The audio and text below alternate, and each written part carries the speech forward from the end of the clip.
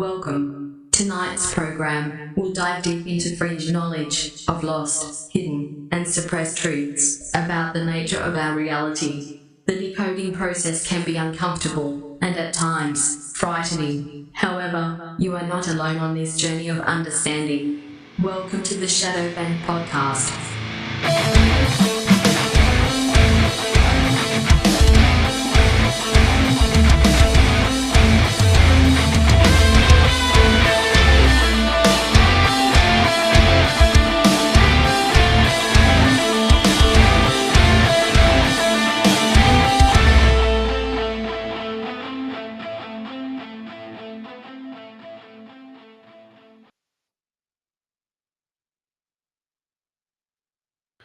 Welcome back to the Shadow Band Podcast. Dude, I got to get my homeboy that we went on his show, Paranoid Radio. He's got the banger intros.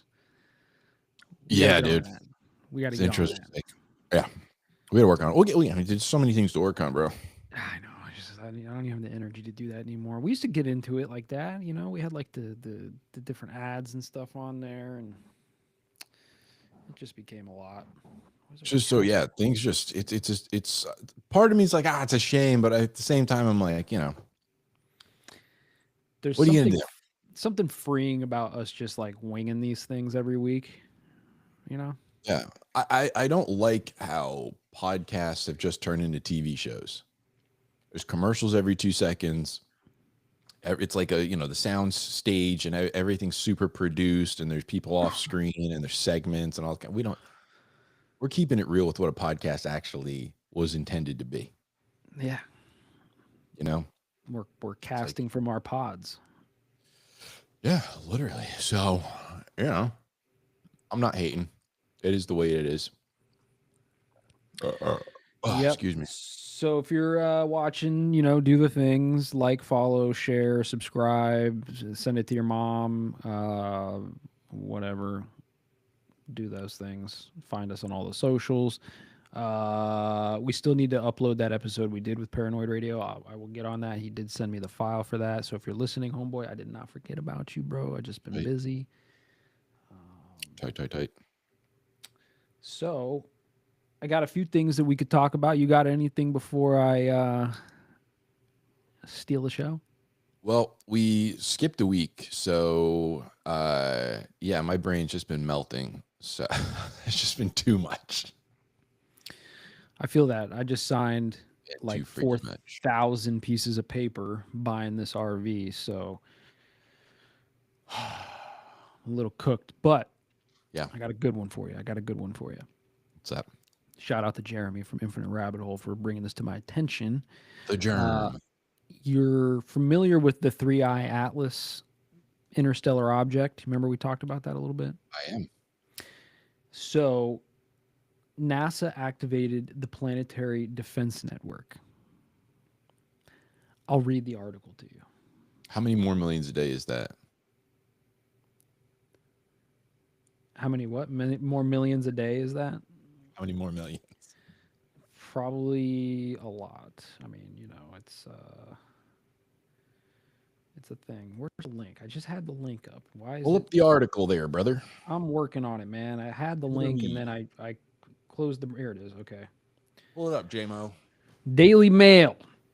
NASA quietly deploys planetary defense tools after interstellar visitor shows odd light behaviors.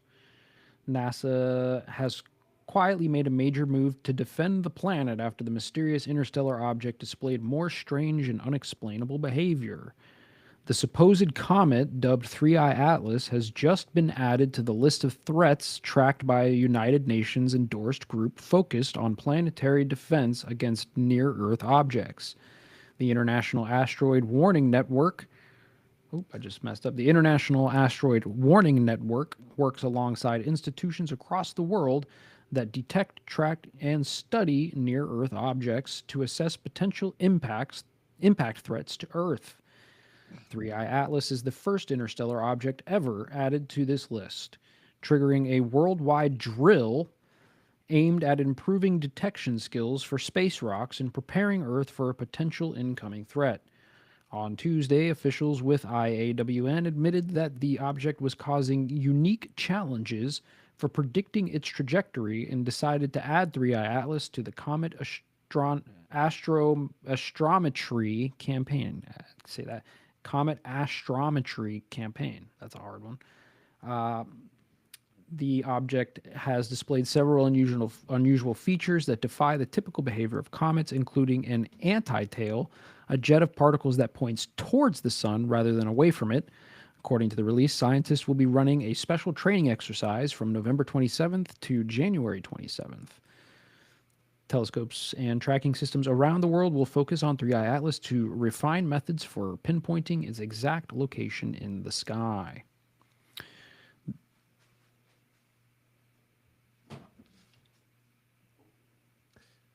Honestly, bro, it sounds like when they were talking about, based and homeschool parents being threats to national security. Like, they'll just find any reason. They'll find any reason, any group, anything to just be like, whoa, spend the money. Oh, yeah, for sure. 100%. Now, you know what I mean? What I find interesting about this, though, we'll see like where this goes from here, right? Because, obviously the main narrative, the actual like narrative that they're giving us is like it's not necessarily a threat. We're using the opportunity to hone in our skills for possible near Earth object threats in the future, right? Like This is an opportunity for us to just train all the telescopes. We just refine the process a bit, use this as a studying, or as a learning thing, right? It's not like they're saying it's coming at us, it's a threat, right? That's not what they're saying. Although like people on the internet, like that's where they jump to. But because that's clickbait, Of course. Even the way that they worded the headline in here, it's very clickbaity until you start reading into it. And, it's not really what they're saying, right? It's not really posing a threat. They're just like trying to use this event as like a training exercise, or a drill, right? But the thing is that anytime they do these like drills, there usually is an event, that like coincides with the drills, if that makes sense, right? Like you could think about pretty much any like crisis event or like anything like that. There's always some, like 9/11, for instance, right? If I'm not mistaken, wasn't like NORAD or somebody like Air Force, they were like doing a training mission. They were doing a training exercise. Yeah. They were doing a training exercise on if terrorists hijacked planes and crashed them into buildings, but they were doing it like 1,000 miles away. So by the time the jets could go and, intercept, like it was too late, right? Or like, remember COVID? They did Event 201. They had the whole drill and training exercise on what happens if a global pandemic outbreaks, and then a couple months later, a global pandemic outbreak. Well, very similar to what you're saying with 9/11, how like the jets and they couldn't scramble them fast enough to intercept because they were off doing a training exercise. Very similar to Pearl Harbor. They're out doing a training exercise. The base gets attacked. Very similar. So there could be a situation like this, yes, where like their stuff is up and then they're not able to, whatever detection things that they have are all focused on 3i Atlas. And then when they're doing that, we get hit with ultrasonic missiles or whatever. Right. Or, whatever, another asteroid comes out, if you believe in asteroids. Yeah. But it is funny. And you're right also too, because it's like, this is my whole take on the Project Bluebeam thing, right? For the last few years. I used to think it was holograms in the sky, fake alien invasion, or, put a hologram of, Jesus or whatever. Like I used to think that was the only option for Project Bluebeam, but I've started to kind of just feel like, no. It's just a threat of any kind in outer space. Something you can't verify. You just trust the experts. There's a threat out there. Aliens, rock, solar flare, whatever. It's all Project Bluebeam, but you're right. Like it's a good way for them to just get more money, get more control, strip away right, the whole thing. Patriot Act 2.0. It's the perfect cover. Go with me on this, right? I'm loving what you're saying, right? You take, there's some threat out there. Space threat. We get a blackout, but it's from a country or our own country. We won't know where it came from, but they could just say it was this thing and they destroyed it or whatever, or it, the comets are coming down and they're hitting Earth, but they're really bombs, they're really missiles, they're really whatever, or it's just a complete blackout or whatever. We'd have no idea. We have no idea. Oh, there's some kind of solar thing, or it's made out of pure nickel, which is not possible. It's it's a tool from another thing. They said it was made out of pure nickel. I'm like, what? I don't even know what that means. How do you know? How did you spectrometer it from that far away? They were saying it was like off-gassing nickel alloys or something, which is Whatever, dude. only Like, ever produced in human manufacturing. Friggin' light year away, sure. Wait, okay. Sorry, were you done with your rant? No. Okay. Yeah, yes, I was. No, I was. Okay, I thought you said, do I have more? So this is a thing too, right? Like they're talking about it's like off-gassing or trailing these nickel alloys. I forget the specific nickel alloy it is, right? And then they're like, oh, it's only ever seen in human manufacturing. Well, duh, dude, I've been saying this forever. Like, I truly believe that most of these UFOs and all this type of stuff, like it's our shit. Like we're building it. Somebody here is building it. I don't know who. Raytheon, Boeing, Lockheed, one of these guys, or some black budget, corporation that nobody's ever heard of. I don't know. The Jesuits, maybe. Like they're building this stuff. So when they're looking at this, when you have these independent, like civilian astronomers and stuff, like looking at it, they're like, wait, this is weird. Why is it these nickel alloys? It's only produced by humanity. Because it is. I'm on the fence on this, right? Like part of me thinks nothing's even going on. Nothing's even out there. There's not even an object, right? That's half of me. Like they're just making it all up, okay? Because it'd be easy for them to do that. The other half of me is like, okay, there is an object, but it's got to be something that we put up, or it's like a Galactic Federation ship or something, breakaway civilization. I don't know. Something else is going on, but it's definitely not just like some random space rock from the Oort cloud flying in here. I mean, it could be just some random rock, and they're just making a huge deal out of it just to get some extra money. Be like, yeah, something's kind of coming a little bit close. Let's make everybody panic so we can get some, simulation money. I mean, yeah, I guess that's the third option, right? It could just be could be that cover. It could be like, ooh, something's happening. Time to do the blackout. Time to reset the banks. Time to, this is the perfect, like, with COVID, it's like, oh, we want to try to get up all these 5G towers. Perfect time. Lock everybody inside. Let no crisis go to waste. Yeah. Who knows, man? Who knows? Could be, man. I can tell you this right now. All the guessing, all the nonsense going around about it, it's just like, all right, okay, we don't know what it is. All right, let's stop being armchair experts here.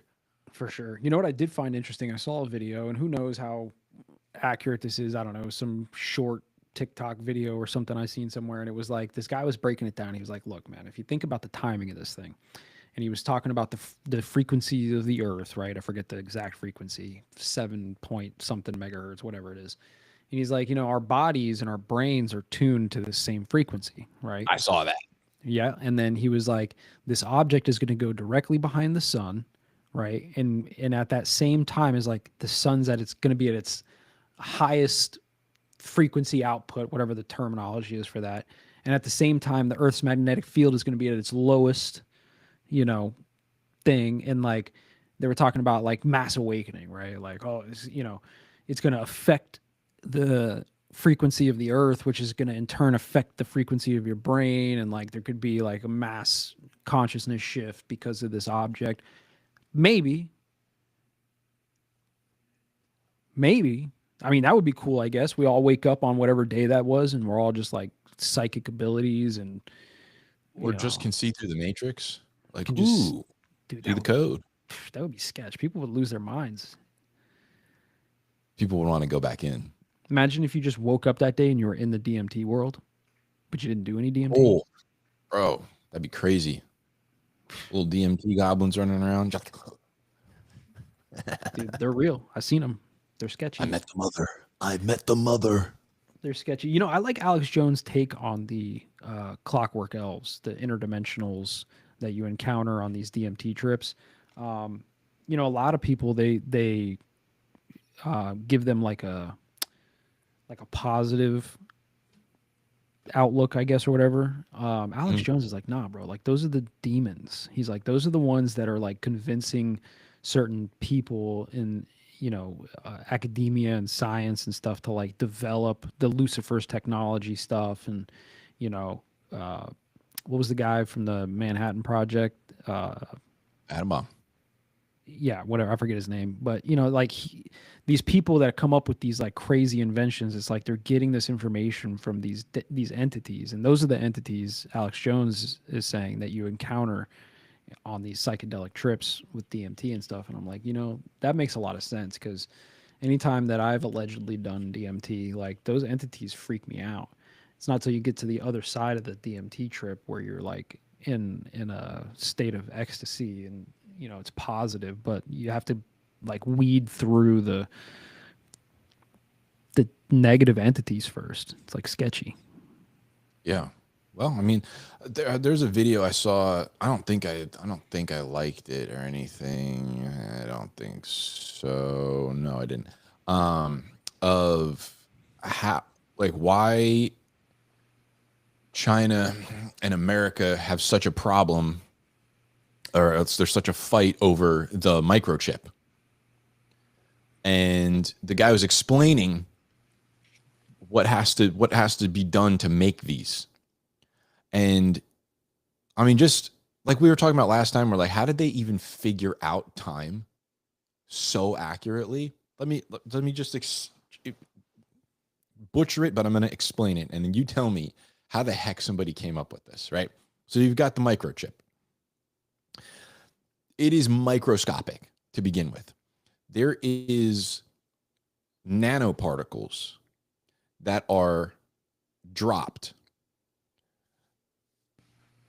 and a beam of light, a very particular frequency of light, very, very particular, high, super high frequency beam of light has to hit these particles that are dropping. And those particles, in order to do it, you have to use mirrors, a series of mirrors for these photons to hit this thing. And the photons, as they're hitting the thing, they're bouncing off the mirror, so you have to have a super high energy beam to not lose enough energy as this thing's reflecting to hit these particles that are falling. And as those particles are falling, somehow or another, that is what is writing information to the chip. But the particles are so small that dust can hit them and distort everything. So everything has to be done inside a vacuum. And the vacuum is like the size of a school bus.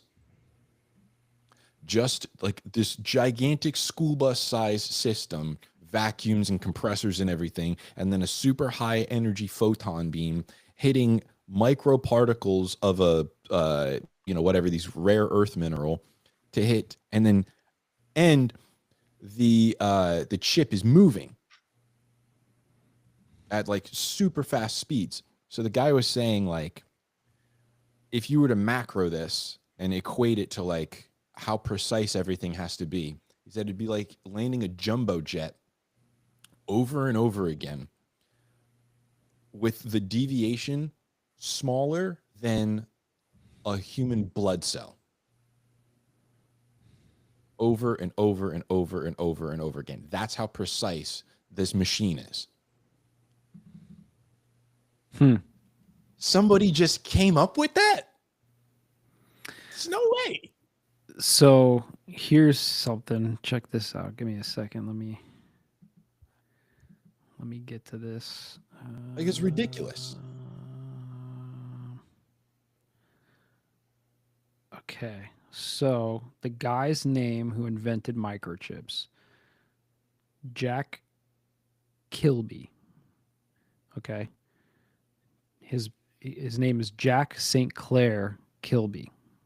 Okay, St. Clair. Yeah. In fact, I can't change tabs while I'm sharing. There is a document, if you Google Bloodlines of the Illuminati, CIA. Okay. And it breaks down, the bloodlines of the Illuminati as titled. St. Clair, also known as Sinclair, is one of those bloodlines. So this Jack Kilby character who invented the microchip is of the Sinclair or St. Clair Illuminati bloodline. Coincidence? Probably not, I would say. But then, right, on top of this, right, that's how our microchips work. Then you have cities, ancient cities and sites that are built like a microchip, with like buildings as conductors and other buildings as emitters, and then things like laid out in grids, you know, and in paths of conduction and stuff. So it's like, bro, how did somebody see something? Ancient societies had the wherewithal to figure this stuff out on a macro level. And then someone went and took that macro and made it like not even micro, but nano. Like the stuff that they're doing is smaller than the width of human hairs, some of these things. It's just insane. Yeah, you ever seen that video where they like zoom in on the shit? It just like keeps going and it keeps going. It's like fractals. Yeah, like it just to, keeps going in. Dude. And you know, what you're talking about with the like the layouts of cities and stuff, like that's super interesting to me. Cause to me, like I've always felt like these people, they're on some other level with this stuff, right? Like when they design these grid patterned cities and so forth, they understand the transfer of energy on a level that we don't. That's how this Sinclair schmuck invented the microchip, right?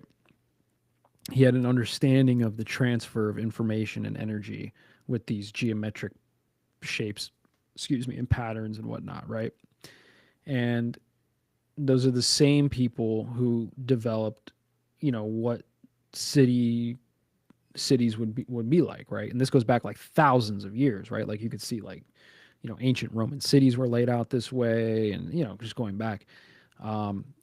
This to me is like a sign that they've developed our entire society all the way down to like the architecture of how the roads are laid out to do some kind of like energy transfer or energy harvesting or something, using us as like the conduits inside these microchip cities.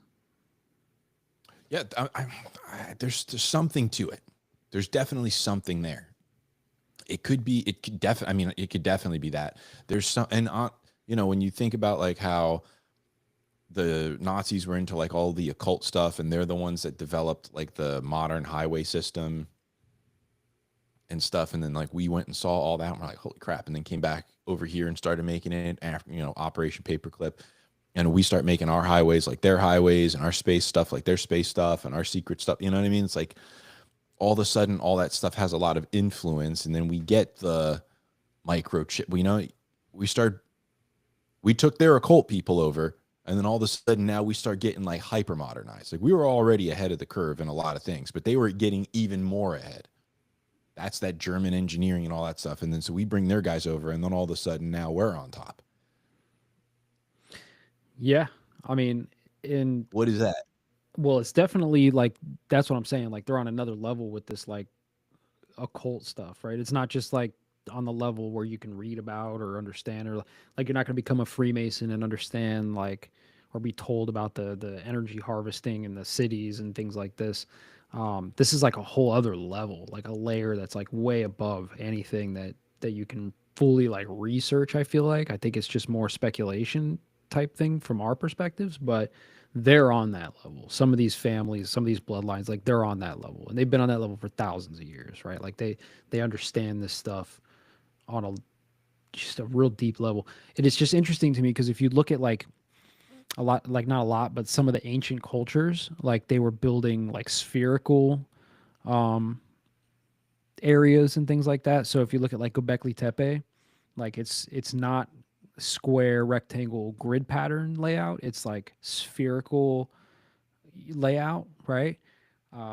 You look at like henges, like Stonehenge, right? And I understand that the stones at Stonehenge are much newer than the actual henge that's like in the ground, like the earthwork that was there, but it's like Yeah. spherical. And so to me, this like points towards that eagle versus serpent thing that we've talked about before, where like you had this culture of humans, or maybe they weren't even humans, I don't know, but like, you had this previous culture, the first people, and they were like on a different path, and in that path they were using like spherical whatever, like geometries and things like that to build and Using create their curves. yeah, everything was curved, which makes sense for like certain type of energy flows, and there's less resistance and this kind of thing, and they were working with like geomancy, right? They were putting these spherical earthworks like on specific spots, right? And then at some point in history, some other faction or entity or whatever comes in and wipes them all out, right? Calls them all witches and pagans and whatever else. They label them as like demonic, and completely just wipes it clean and like starts doing like square, boxy, rectangular architecture, and more like Oh, sharp edges. like I think you're onto something, brother. Like you think about like a wave. Everything in the universe is wave, and that's natural. Mm-hmm. That's like, arcs. It's all curves. Right. Nothing is like sine, like boom, boom, boom, boom, boom, boom, boom, boom. You know what I mean? Nothing is like that. But that's all like control and direction. It's not free. You got a free form wave. It's nice. And so then the controllers come in and they start sine waving everything, real, whatever that's called, where you got those hard Like angles. saw wave. Yeah, yeah, Yeah. yeah. Real, like, you know what I mean? Everything else is free flowing. It's all, it just kind of moves, and it's dissonant in some spots and it's harmonic in other spots, and it's, whatever. But then you got like the control vectors that come in, and then you start getting, squares, cubes, tetrahedric stuff, you know what I mean? And that's super control. Maybe that's what it is, Like some people were like understood how like the energy waves of the universe worked. And then other people were like, well, I know how to manipulate those. And now we're really cooking. The interferers. That's kind of what I feel like, I mean, the Moore's in the chat. He says all ancient sites are fake and gay. Dude, this guy thinks that the universe is 600 years old, bro. He comes in hot, bro. The Freemasons come in and they're like, we're making everything. I like it though, I like the way he It's thinks fun. I about love it. it. No, it's But- genius. I like it. Well, You know, I've think said about this- like how ancient medicine was like natural. Right. And it's just like understanding your body and like understanding and it's like, no, yeah, there was huge problems and there's massive diseases and stuff, but that was like not common.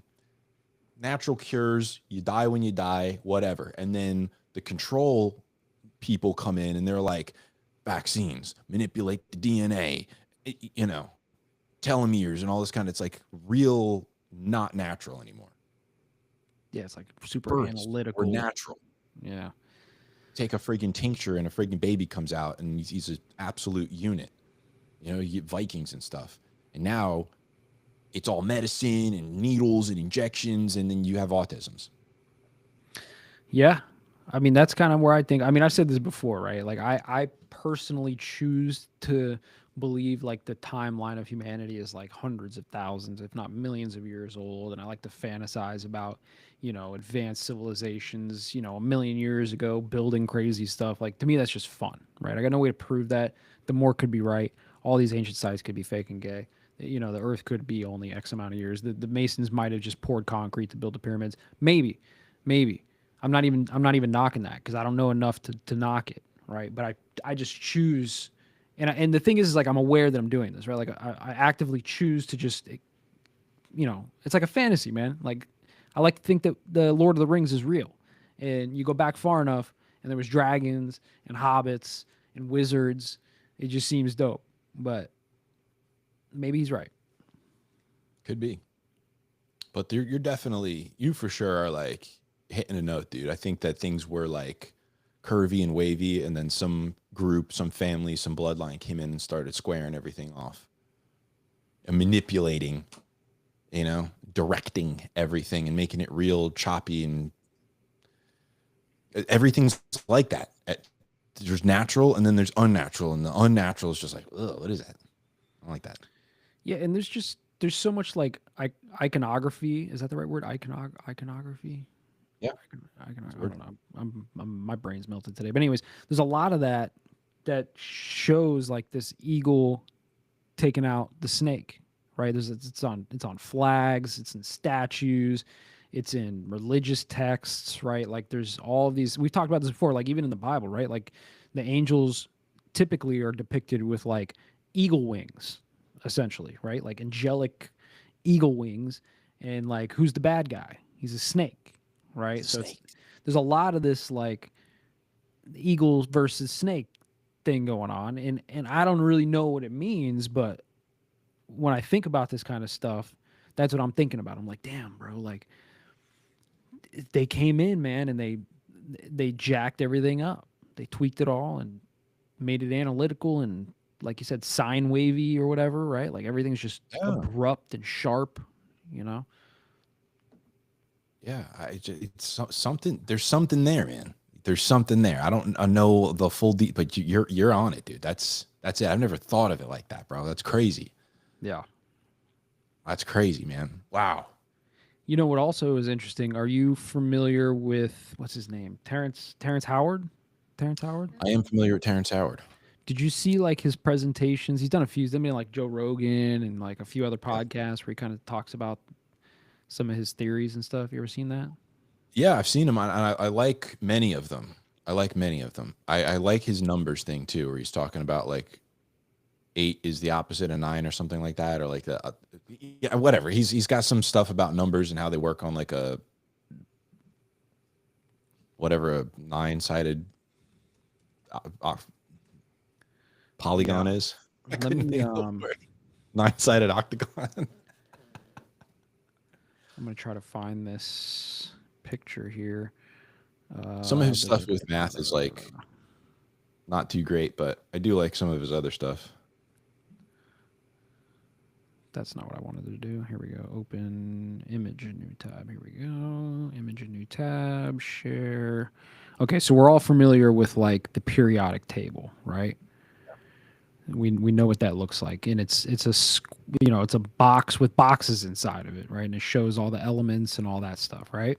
Yep. This is Terrence Howard's, theory of how this actually works. Notice how everything is curved and it's like waveform, and it's all your elements and how they're like, opposing other elements and how they're tied to these elements and so on and so forth, right? Different octaves, right, which represent like the densities of these elements and that kind of thing. So I love it. This is kind of like what we're talking about right now, right? Where you have this previous knowledge, which I think Terrence Howard's actually onto something, right? Like for real.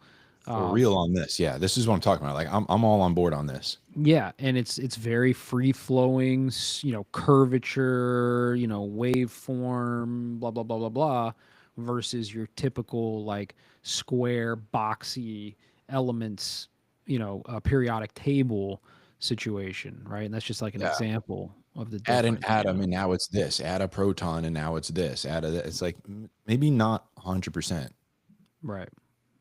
It's more of like you've changed, well, and it might be a little bit of both, right? Because even a sine wave is still a wave, right? So maybe not 100%, but like where he's talking about, like when you weigh an atom down, the frequency of it changes, its vibration changes. So, but I think that's a way more like natural understanding of it, instead of like, yeah, just here's an atom, put another proton on it, now it's something else. But it's like, but it has so many other properties that you just changed about it, not its weight. Yeah, well, that's why, like, maybe it's because I'm a musician, so I kind of understand what he's talking about with like the different octaves, right? Like when you 100%. shift the different octaves, it manipulates the, I don't know if density is the right word, but it alters the density, if you will, of these elements, which creates the other element that's like, similar but different. It's just a different octave, that kind of thing. Babe, can you hand me those pamphlets? Yeah. Check these out. You Jehovah's Witness now? Check these out. Whoa! Check these out. All right, got some. Yikes, dude! Got some pamphlets here. Some. You're at Publix. some Freemason pamphlets, right? So I was looking at these. Crystal got these from her dad. Her dad was trying to join the Freemasons back in the day, so he got some pamphlets, right? Bro, So join, infiltrate. so he gave them to me. And on the back here, it's got some. You can't really see it. It says notable. Yeah, you can't see it. It says some notable Masons. Okay, I'm just gonna read a few of them because it's a long ass. You should start an app for Masons. Masonsmeet.com. Yeah. Are you looking for Freemasons in your area? Masonsmingle.com. Masons in your area, bro. You know, like those stupid ads. It'll be like some lady with a shirt half unbuttoned. It's like, there's a hot Mason looking for you. I don't think chicks can be Masons. Is that a thing? Can they do that now? No, yeah, it's only dudes, bro. Only dudes? Ooh, Yeah, it's only dudes. sounds gay. Is that what the G's for on that? Yeah, there's no DEI masonry. So I'm going to name some of these names. I'm not going to read them all because there's a lot here, but Buzz Aldrin, right? I think everybody knows Buzz Aldrin was a Freemason. That one wasn't surprising to me. Beethoven. Beethoven was a Freemason. Yeah, didn't know that. Deaf Freemason? Beethoven was a Freemason. There's another one here. Debunk that one. Yeah, J.C. Penney. That's a person? Yeah, that's a dude. The whole sport. That's a dude. That's a Freemason. Yeah, J.C. Penney. Yeah. Oh, I wonder they had good prices. Gerald R. Ford, Henry Ford, right? Benjamin Franklin. Gerald Ford, president? Yeah. John Glenn, John Hancock was a Freemason. Harry Houdini was a Freemason. Let's see. Hubert Humphrey. I can't. That name sounds so familiar. I can't think of who that is though. Andrew Jackson was a Freemason. Wow, so many presidents. John Paul Jones was a Freemason. I know the name. He was a former vice president.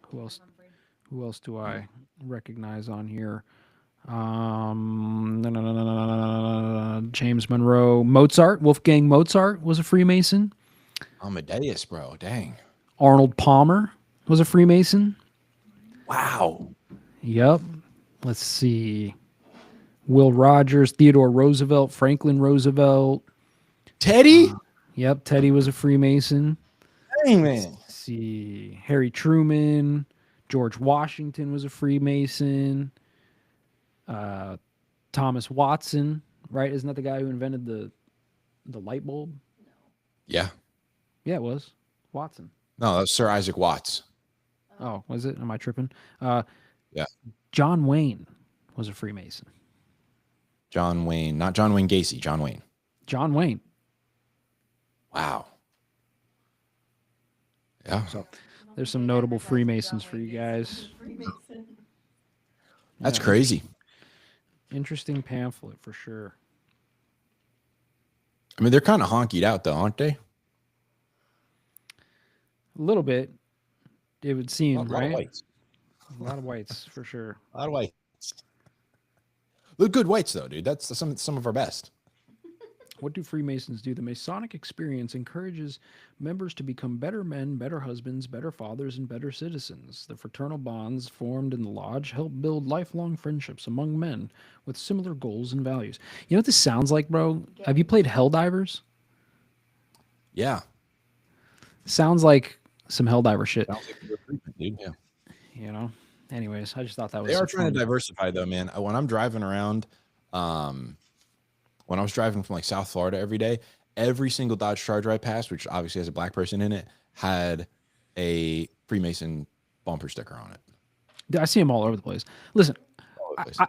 I don't even have anything against Freemasons, to be honest with you. Like, Lower level Yeah. Freemasons. a lot of people who are Freemasons, like, yeah, they're in a fraternity, they're in a club, right? Like they're hanging out with the boys, you know, and I'm sure that there's tenets and things that, you know, they probably are learning to be better men and all that stuff. Yeah. No problem. It's when you get to like the higher levels, and there's probably levels above 33 that, you know, we don't even talk about, right? Like you get up into the secret dark rooms of this shit, you know, now you're getting spooky and there's like some stuff going on in there. So Yeah. I don't know. But it is interesting that like a lot of the people who either like invented important shit that we use or were like presidents, you know, just powerful people in general, like tend to be connected to, if not Freemasonry, like other secret societies, like you got your Skull and Bones and all these Yep. other secret societies. So there's something in there. Sometimes I do think about like joining one of these just to try to like understand what the hell's going on in there. But again, you're not going to find out. Like I'm not No, going to never. join Freemasonry. They're not going to tell me some secrets. You know what I'm saying? No, never. It's same with like the Catholics. You join a Catholic church, yeah, you're gonna pray, you're gonna do whatever, you're gonna get your baby sprinkled on or whatever. There's whatever. You probably get molested or something like that. But when you get to like the Vatican, now you're in some spooky stuff. Yeah. There's a level to it. It's like that with everything. You politics, yeah, dude, you're gonna get paid from some company to do something or give some land up and stuff. You get into Congress, you get into the House, now you're into some spooky stuff. Now people are showing up at your door and you're getting freaking like shadow agencies being like, why don't you fly out to our, to some black site somewhere and we'll let you know what's up. So there's levels to this stuff. Yeah, for sure. And I don't even think that when you get to those like secret levels, like you're not even really a Freemason anymore, right? It's like a gateway drug. It's like, you were a Freemason and that's how we like found who you were, and then we brought you into like this other organization, that's kind of how it is. The more got it right. Most Freemasons have no idea what the organization has done through history. Yeah. I mean, I don't either, because the Moore says some crazy shit. He's like, yeah, the pyramid. I think you said this once, right? The Moore, the Freemasons poured the pyramids 400 years ago or something. Is that correct? Am I on that?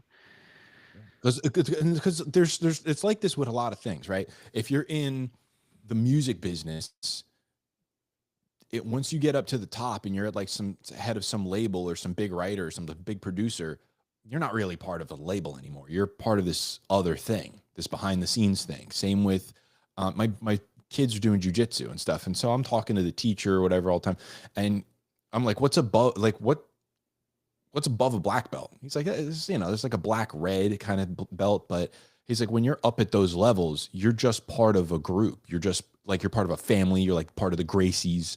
And it's like, they transcend belts, they're not, when you get into politics and you're a Clinton, you're above politics.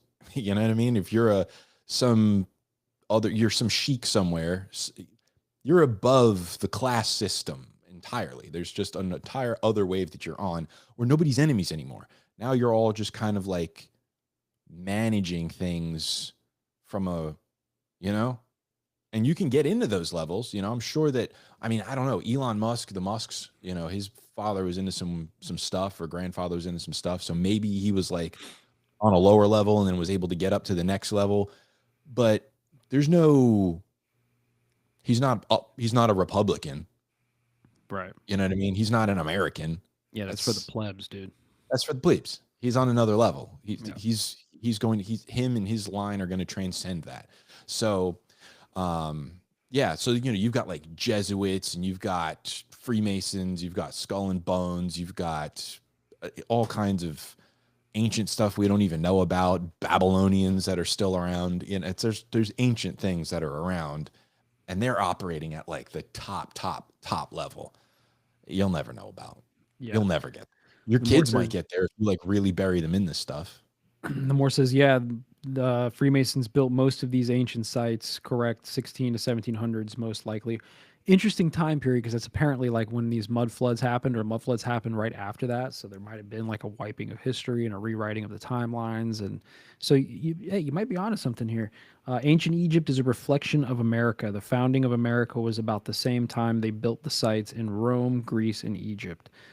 Interesting, because I have seen some stuff where they're saying like ancient Egypt is really America, right? And they the maps were upside down and this type of thing, and like the Mississippi is actually the Nile, and I think they even found some like Egyptian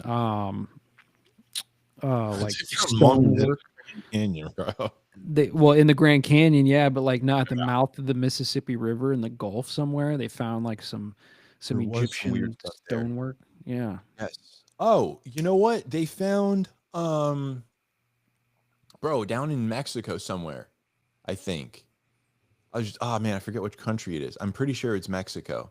They found a tablet with the 10 commandments on it in Hebrew, predating everything that they previously found. Like the oldest relic that they have of Central America is this rock, and it's in Hebrew. How? Not possible. Unless maps got flipped. Everything was flipped. Yeah. Yeah. Could I be, mean, man. that's wild, bro. You know, one of my favorite people to listen to is like Graham Hancock and Randall Carlson. You know, Graham Hancock talks about like the Amazon a lot and how they're doing all these LiDAR scans and they're finding like these, you know, ancient That's where they're cities. finding the grids, power grids. Right. And it's like, to me, that's super interesting because, like, you know, we're all taught that, like, you know, people came across the Bering Land Strait like 13,000 years ago, and those were the first people to set foot on the Americas, and then they slowly made their way south and populated all of North and South America. And, you know, it's not that old. It's only 13,000. It's no big deal, right? Like during the last ice age. But, you know, I tend to think that that's definitely not the case, especially when you start getting into like the burial mounds where they're finding like giant skeletons in these burial mounds. And you know, a lot of these like native cultures in North America, they were like building their sacred sites on top of older sacred sites. So I almost think that maybe like the Americas is the birthplace of humanity, if you will, and everything kind of went out from there. Like this whole idea that we all just like come from Ethiopia over a couple 100,000 years, and that like that to me is a psyop. I think that it's probably opposite. Everything's probably been flipped, inverted, right? Because that's how they do this. They invert the information and shit. So it would make sense to me if I'm questioning everything, and if I'm the contrarian, and if they're saying that we're all from Ethiopia, probably not. We're probably all from like somewhere else, South America, somewhere, something like that. You know, maybe the Olmecs down there. Who Could knows? be. I mean, very well could be. I mean, we got like oh, I lost my thought. Dang, dude, I freaking got stupid in real time, bro. He says the whole Bible is set in America. You know, it's funny too because like there's like journal writings from the conquistadors and like the Europeans that came over here like a few hundred years ago, and they were like going up the Amazon River, and in their journals they were saying that there was like huge cities with like millions of people in these cities in the Amazon jungle. And then like they come back, I don't know, 100 years later or whatever, 80 years later, and like everything's gone. All the people are gone. They can't find the cities anymore. It's all been like overgrown or abandoned. And it's like, Well, I mean, that's what Indian means. It's like in Dios, people in God, God's people. That's like where that whole name comes from. The what were actual Indians called? Like India was called like Hindustan or something like that. It wasn't called India until relatively recently. But like when the English had it, that was like a whole colony of theirs. It was called, I'm pretty sure it's called Hindustan. And then, so there was no like, when he was saying I was trying to find the Indies, he wasn't trying to get to India. He was trying to find something else. And yeah, it's very weird. I wonder if like, you know, maybe the Vikings came over and like just spread a disease that wiped everybody out. Or could be. anybody could have come over and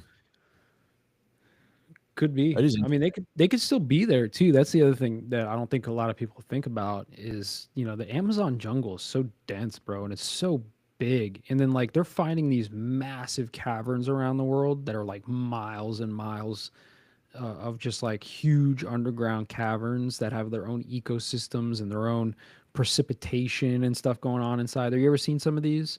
yeah, man, Right? It's like crazy. and you know, you get into South America, there's some like big mountain ranges and shit down there. So it's, to me, it's totally possible that some of these like, you know, huge civilizations back in the day, just like they saw others, right, cruising down the river, and they were like, hell no, and they just like went to their holy place, and that just happens to be some like massive underground cavern. There's some entrance to the honeycomb hollow earth situation down there that they're all just, you know, chilling in. Definitely, man. And or it's also they could just whatever, you know, global crisis could have happened at the time and people are trying to spread out and it's like, oh, it's perfect time. Perfect time. Yeah. Go and spread a disease, go and slaughter a people while they're all, you know, their whole civilization is in shambles at the moment and just wipe them out. It's ours now. Well, that's what's interesting too, is like when you get into like Graham Hancock's studies and stuff, he's always bringing up these seven sages that went around the world and brought the knowledge of civilization to all these cultures post flood, right? So, you know, whether that's the biblical flood or the Younger Dryas events, which I think are probably the same thing, right? Apparently there was these seven sages. Now that could be a metaphor, right? I'm not saying like it was just seven dudes who went around, but seven sages could be like seven groups of people or whatever it is that went around, and like all these cultures around the world have these different depictions of these beings that came with the knowledge, right? Like Thoth and I forget the one in South America. I forget his name. One of these guys, these seven sages, Quetzalcoatl. I don't know, one of these guys. And you know, a lot of the depictions of them like holding these what Graham Hancock calls the man bags, right? Like they're holding like this little satchel or this little purse, which people are starting to think like maybe that's like a representation of the knowledge of math and writing and astronomy and all these types of things, alchemy that they brought to these civilizations. And this is why you have pretty much at the same time around the world with apparently no communication, no seafaring technologies, but over here they figured out geometry and architecture and writing at the same time that these people over here figured all this stuff out. Kind of like we were talking about on the other episode, where like how do we come up with like the divisions of everything to come up with what we know of as time, right? Like it's so precise to have to like break everything down into these specific increments to get seconds, minutes, hours, days, months, years, right? All this stuff. Like there's no way that they came up with it at the same time they came up with it just by staring at the sky for 72 years to get 1 degree of motion and then passing that information down onto freaking Yusuf, and then Yusuf has to do it for 72 years, and he passes it on to Abu, and then Abu does it. You know what I mean? Like there's no way that can happen. Yeah, So, no death, no disease, no war, no.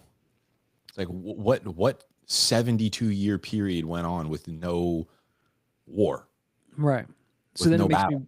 it makes me wonder, like, were these seven sages, was this just this Eagle clan? Was this the Eagle faction? Did the flood happen? Did the Younger Dryas impact hypothesis happen? Did the massive flooding take place and wipe out all of the coastal communities, and the only people that were left were the ones that were living in the mountains and that were just like super nomadic and like, you know, 100% hunter gatherer? They were able to like withstand the destruction, and then a few hundred years later or something, like this other faction of beings comes in and is like, hey, look, by the way, we've got math and we've got alchemy, we've got this, we're going to switch this waveform into like a very rigid structured type system that we're going to move forward with.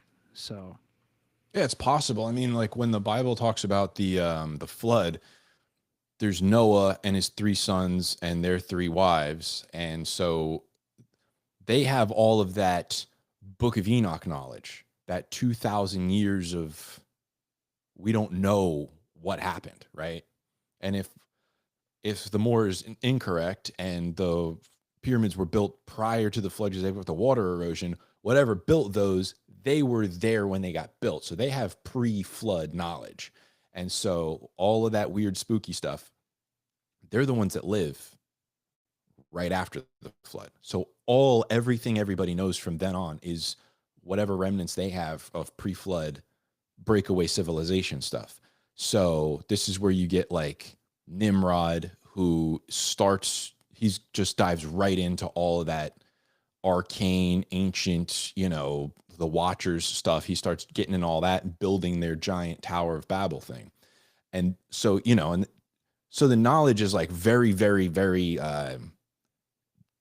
concentrated at one time. And then in an instant, everybody just spreads out because, you know, the Bible says all the languages got mixed up. So Everybody just has what they have. So they might have been like a common thing of like, this is how we divide time. And they already had it figured out.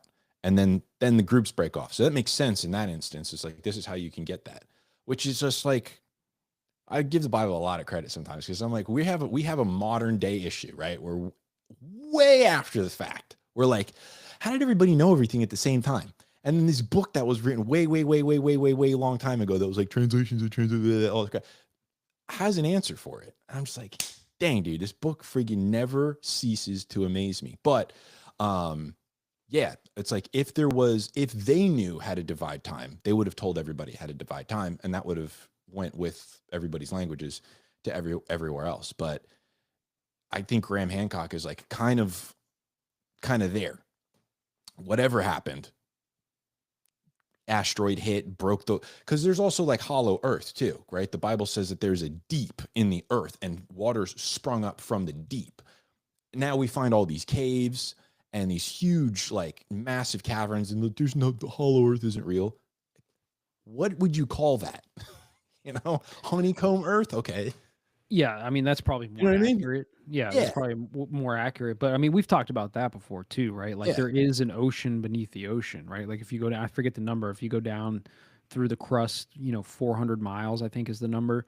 There's like there's more water than all the surface oceans combined down there, right? And then there's like this periodic migration of, I think they're rays, like a ray migration, like stingrays and manta rays, but every so often there's like this migration of rays that happens, and they always discover like new species of these rays that are coming, and like people have thought like maybe these are like coming through one of these openings down in the ocean somewhere. It's also interesting to me that we don't put the time and money and effort into like really searching down there in the oceans, and to me that's a cover up, right? Like we'll put billions and trillions of dollars into looking up into the sky at the stars and shit, right? Space stations and space agencies, and what's NASA's budget? $65 million a day. Like you could just put like a percentage of that into like deep sea exploration and like subterranean exploration, and like you'd probably find like some wild stuff down there, but they just don't do it. They're just like, nah. I think that it's interesting that water is used in, at least like the flood or the Younger Dryas, the mud floods, whatever. Like water is so hard to navigate and to work with. It's like it's going to short out all of your electrical stuff. It's going to rust all your metals, most of your metals. It's the weight of it is incredible. It's got its own current, so it's very different. Like you have to have like a propulsion system or something to even navigate the water. It's like you can't go a certain depth, your vessel gets crushed. You have to have like all these kinds of crazy. It's like and it's pitch black, so you have to have like some sort of sonar or whatever lidar to actually even explore the depths of the ocean. And so it's like very interesting that the lost civilizations and kind of this stuff, any kind of arcane runes and hidden information is like water destroyed it, because it's like it's done, it's cooked if water got to it. Speaking of water, let's pretend that space is not fake and gay for a minute, right? I heard this the other day, and it made sense to me. Like, if you had, if you had, advanced aliens out there in the universe somewhere, right, and they were looking for another place to go and post up, they would definitely be looking for water planets, and the reason for that is because all these planets have different atmospheres, different pressures, different temperatures, right? Like they say that the moon is like a 400-degree difference in the day than in the night, right? Just from being in the sun and what have you. But water, liquid water, can only exist in a very specific set of like parameters, right? Like the temperature's got to be right. The pressures have to be right and all this type of stuff. So if you were, and the guy he was like some astronomer or something. He was like, if I was going to go to another planet to colonize another planet, I would be looking for a water world, and I would be looking to build my long-term colony underwater, because it shields you from cosmic rays and solar flares. It shields you from earthquakes and all these other like disasters and geothermatic true. stuff that's happening. So your safest bet is to be deep underwater, right? Because water is the same everywhere. You know, you go 100 million light years away and you find some water and you go down, you know, a mile into it, it's the same as it is here, right? So he's like, that's where you would go. So then I was like, man, that kind of makes sense, right? Like, again, I don't think that what they tell us about space is real. But if it were, it would make sense to me that beings would come here and they'd post up down in the water somewhere. So then Yeah. you start asking, like, okay, are all these ancient cultures, when they're talking about like the sky people or the, you know, whatever it is, like, are they just talking about these beings that live in the bottom of our ocean and we just don't go check it out?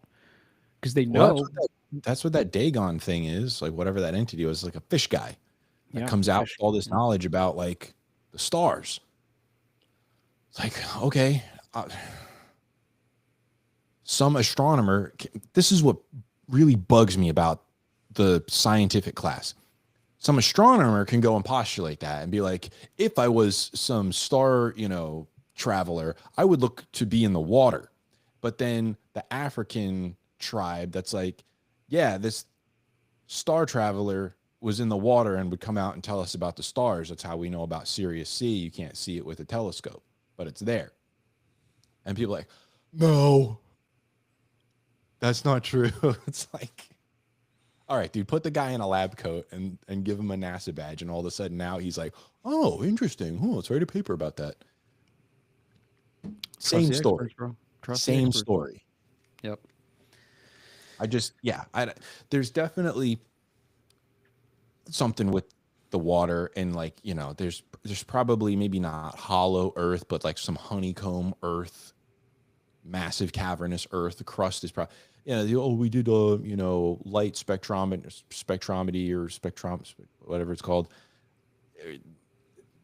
light waves through and detecting on the other side and how much okay, all right, sure.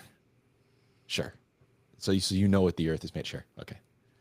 All right. They just, this is just one of those things. You just got to trust the experts, right? There's so much of this. This is the problem with all of this stuff, is like, there's no way to know any of these things, right? Yeah. You can have like a faith in something, right? You can believe something without knowing it, sure.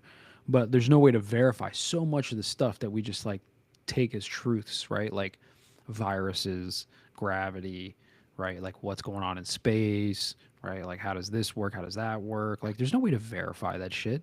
Like I don't have a carbon dating machine in my room to carbon date the microbial organic materials they pulled out from under some rock in ancient Egypt to verify that it's, you know, 7,000 years old. Like I can't do that. I just got to trust some douche that said that that's the case. Yeah, who's getting paid by some other douche who's got an agenda. Yeah, exactly. Like, all right, well, This is my favorite comment of the night right here. I think it'd be funny if Jesus' second coming was him on 3i Atlas riffing Creed till he pulls up. Well, you know what I thought was like, the 3i Atlas is made out of nickel and it's got this big tail on it, so it's got a big nickelback on it. And they say that here goes save us, just all the way back down here. It's just Nickelback on like a galactic tour. The sad part is, man, like we're at this point in society now where like you could literally have Jesus come down, right, on like a flaming chariot from the sky, right, with like whatever, right, like the whole thing. I don't know what the thing is, but the whole thing could happen, and myself included would be like, that's AI. 100%. Dude. That's an AI video. That's fake. 100%. Not only that, dude. I did a read through Revelation. I just posted it. There's a portion where it says that two prophets will come down while the Antichrist and the prophet and the beast are there. Two other prophets will be there, and they're going to do just crazy stuff. They can call fire down from heaven. They can bring plagues. They can make it dark, like on a dime, whatever. They can bring darkness, all this kind of stuff. Super powerful stuff. And people are like, these guys, they die, they're killed, and they're dead in the street for 2 days, and then, or on 3 days or whatever, and then they come back to life, or maybe they're dead for a day. I can't remember, but they're dead, and the whole world can see that they're dead. And then these guys get back up, and everyone's like, "Oh snap!" And then they're gone, they disappear, and then everybody's just like, "Oh, back to it." That was weird. Deep fakes, bro. Like, bro, that's exactly how it would be now, dude. If some guy came and he was like doing all kinds of crazy stuff, I'd be like, "What? That's not possible." And oh, he's dead. Dang. Oh, he's back alive? That's not real. He wasn't really dead. And then, oh, now he's gone. Well, Outer Worlds 2 is coming out in a few days. Yep. And then we'd all put the video clip into ChatGPT, and ChatGPT would spit it out and be like, "Yeah, it seems that this video was edited with AI tools." And we'd be like, "Oh, got him." There it is. Or it's just scrubbed from the internet. Can't find it anywhere. That's not Social even credit the score move goes anymore. down every time you search it. That's not even the move anymore. They don't even scrub things anymore. They, you know what I mean? Like they just flood the information out with on a level where it's like you can't decipher anything. You can't weed through it. Bro, You know, the scrubbing days are over. Now it's just like, oh shit, like a video of a UAP that's like a real UAP, and then they're like, do a congressional hearing and flood the internet waves with just all, you know, it's just like, yeah, dude, it's too much. I had the most brilliant idea ever. I was telling Josh about this. Take a real video, all kinds of real videos, just all the clips, everything, every congressional hearing, every clip of some politician saying something, every clip of Alex Jones, and all these. Take a clip of everything, every protest, everything. Just get tons and tons of clips that are already out there, and just put the Sora logo on it. Real videos, put the Sora logo on it, and you will mess society up permanently. somebody's doing that. Before somebody did that and after somebody did that. And that's going to be a huge defining moment in society, because it's going to be like the news, the actual news. Trump just nuked Iran's nuclear site, Sora logo. That's coming. I mean, there's so many. Chaos agent, dude. There's somebody doing it right now, I guarantee you. There's a database somewhere on the planet where they're like just putting Sora 2 logos or Sora 3, because Sora 3 is not even out yet. Sora 3 logos on everything just to mess with everybody, you know. I can't wait until that happens, because I can officially just check out. Be like, nothing is real, nothing matters. I'm shutting the phone off. I'm getting some land and I'm having a farm. We've already seen a small glimpse of this. Remember they were using like Fallout game footage in the news. They were like, I don't remember what it was for. They were like, this is Aleppo. Here's Aleppo after the latest bombing yesterday, and it was like a clip from Fallout 3 or something. Yeah.